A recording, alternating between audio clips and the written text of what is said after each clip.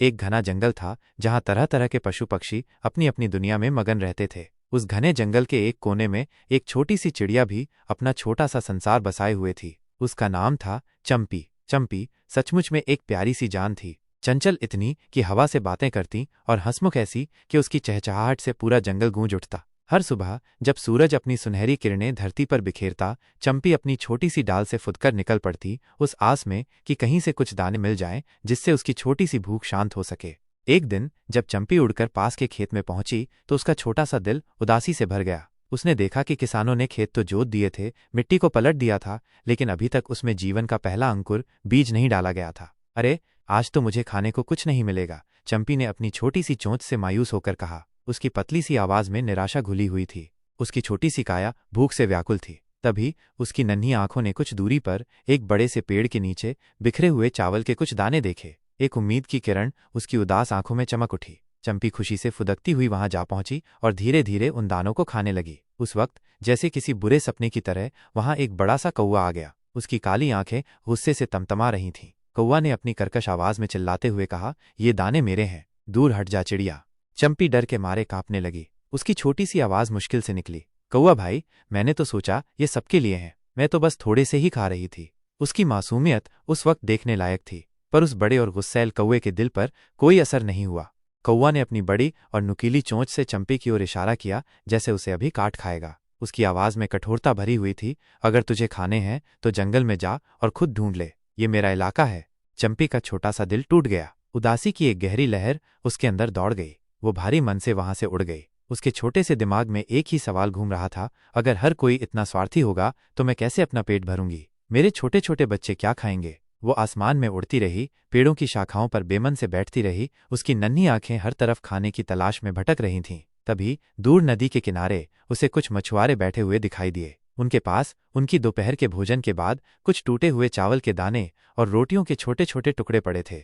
चंपी धीरे धीरे डरते डरते उस ओर बढ़ी। उसने एक रोटी का छोटा सा टुकड़ा उठाया और उसे धीरे धीरे खाने लगी। उसकी भूख कुछ शांत हुई। मछुआरों में से एक ने उसकी छोटी सी हरकत को देखकर हंसते हुए कहा, देखो, ये छोटी चिड़िया भी हमारे साथ खाना खा रही है। उसकी आवाज में प्यार और आश्चर्य का भाव था। दूसरे मछुआरे ने, जिसकी आंखों में करुणा थी, कहा, अरे, इसे भी थोड़ा दे दो, बेचारी भूखी लग रही है। उसकी आवाज में चिंता झलक रही थी। एक और मछुआरे ने, जिसका दिल दया से भरा था, रोटी के कुछ और छोटे छोटे टुकड़े जमीन पर डाल दिए। चंपी खुशी से चहचहाई। उसकी छोटी सी आवाज में कृतज्ञता भरी हुई थी, धन्यवाद, आप कितने दयालु हैं। उसका थोड़ा सा पेट तो भर गया था, लेकिन उसकी चिंता अभी भी कम नहीं हुई थी। उसे अपने घोंसले में इंतजार कर रहे अपने 3 छोटे बच्चों की याद आ रही थी, जो भूख से बिलख रहे होंगे। चंपी ने वहां से रोटी के कुछ और टुकड़े अपनी छोटी सी चोंच में दबाए और अपने घोंसले की ओर उड़ गई। रास्ते में अचानक तेज हवा चलने लगी। हवा के एक झोंके ने उसका छोटा सा संतुलन बिगाड़ दिया और उसके मुंह में दबाए हुए रोटी के टुकड़े नीचे गिर गए। वह बुरी तरह परेशान हो गई। उसकी आंखों में आंसू आ गए। तभी पास के एक पेड़ से एक गिलहरी ने झांक कर कहा, चंपी बहन, क्या हुआ, तुम इतनी उदास क्यों हो। उसकी आवाज में चिंता और सहानुभूति थी। चंपी ने दुखी होकर अपनी कहानी सुनाई, मेरे बच्चे भूखे हैं और मैं उनके लिए खाना ले जा रही थी, लेकिन तेज हवा की वजह से सब गिर गया। उसकी आवाज में दर्द और निराशा साफ झलक रही थी। गिलहरी ने मुस्कुराते हुए कहा, चिंता मत करो मेरी प्यारी दोस्त, मेरे पास कुछ मीठे मेवे हैं, मैं तुम्हें देती हूँ। उसकी आवाज में आश्वासन और स्नेह था। गिलहरी तुरंत अपनी छोटी सी गुफा में गई और कुछ स्वादिष्ट और पौष्टिक मेवे निकालकर चंपी को दे दिए। चंपी की आंखों में खुशी के आंसू आ गए। उसकी छोटी सी आवाज कृतज्ञता से भर गई। तुम सच में मेरी सच्ची दोस्त हो, तुम्हारा ये एहसान मैं कभी नहीं भूलूंगी। चंपी तेजी से उड़ती हुई अपने घोंसले पहुंची। उसके 3 छोटे बच्चे, जो अपनी माँ का बेसब्री से इंतजार कर रहे थे, उसे देखकर खुशी से चहचहा उठे। उन्होंने गिलहरी द्वारा लाए गए मीठे मेवे खाए और उनकी छोटी सी भूख शांत हो गई। चंपी ने अपने बच्चों को प्यार से देखा और मन ही मन सोचा, इस बड़े से जंगल में कुछ लोग भले ही लालची और स्वार्थी हों, लेकिन कुछ ऐसे दयालु और मददगार भी हैं जिनके कारण उम्मीद की किरण हमेशा बनी रहती है। हमें हमेशा दूसरों की मदद करनी चाहिए, क्योंकि शायद किसी दिन हमें भी मदद की जरूरत पड़ सकती है। अगले दिन चंपी ने अपने छोटे से दिल में एक बड़ा सा संकल्प लिया कि वो भी अब दूसरों की मदद करेगी। जब वो खाने की तलाश में निकली तो उसने देखा कि एक घायल कबूतर जमीन पर दर्द से कराह रहा है। चंपी तुरंत उसके पास गई और अपनी छोटी सी आवाज में पूछा, तुम्हें क्या हुआ कबूतर भाई, क्या मैं तुम्हारी कोई मदद कर सकती हूँ। उसकी आवाज में चिंता और करुणा थी। कबूतर ने दर्द से भरी आवाज में कहा, एक शिकारी ने मुझ पर तीर चलाया था, मैं किसी तरह भाग तो आया, लेकिन अब उड़ नहीं पा रहा हूँ। मेरा पंख बुरी तरह जख्मी है और मैं बहुत भूखा हूँ। उसकी आवाज में निराशा और दर्द साफ झलक रहा था।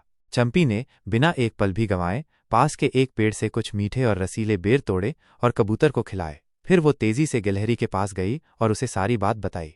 गिलहरी तुरंत अपनी गुफा से कुछ खास जड़ी बूटियां लेकर आईं और बड़े प्यार से कबूतर के जख्मी पंख पर लगाई। धीरे धीरे उन जड़ी बूटियों के असर से कबूतर का दर्द कम होने लगा और उसका घाव भरने लगा। कुछ ही दिनों में कबूतर पूरी तरह से ठीक हो गया और फिर से उड़ने लायक हो गया। उड़ने से पहले वह चंपी और गिलहरी के पास आया और कृतज्ञता से भरकर बोला, चंपी बहन, गिलहरी बहन, तुम दोनों ने मेरी जान बचाई है। मैं तुम्हारा यह एहसान कभी नहीं भूलूंगा। तुम दोनों सच में बहुत दयालु हो। फिर उस कबूतर ने चंपी को एक राज की बात बताई। जंगल के पीछे एक बहुत पुराना पेड़ है जिसकी जड़ों के पास बहुत सारे अनाज के दाने गिरे हुए हैं। वहां आमतौर पर कोई नहीं जाता क्योंकि लोग सोचते हैं कि वहां खतरनाक सांप रहते हैं, लेकिन सच ये है कि वो जगह बिल्कुल सुरक्षित है। अगर तुम्हें कभी खाने की ज्यादा जरूरत हो तो तुम वहां जरूर जाना। उसकी आवाज में सच्ची दोस्ती और कृतज्ञता का भाव था। चंपी ने कबूतर को धन्यवाद दिया और अगले ही दिन उस पुराने पेड़ के पास पहुंची। और सचमुच वहां ढेर सारे अनाज के दाने बिखरे पड़े थे।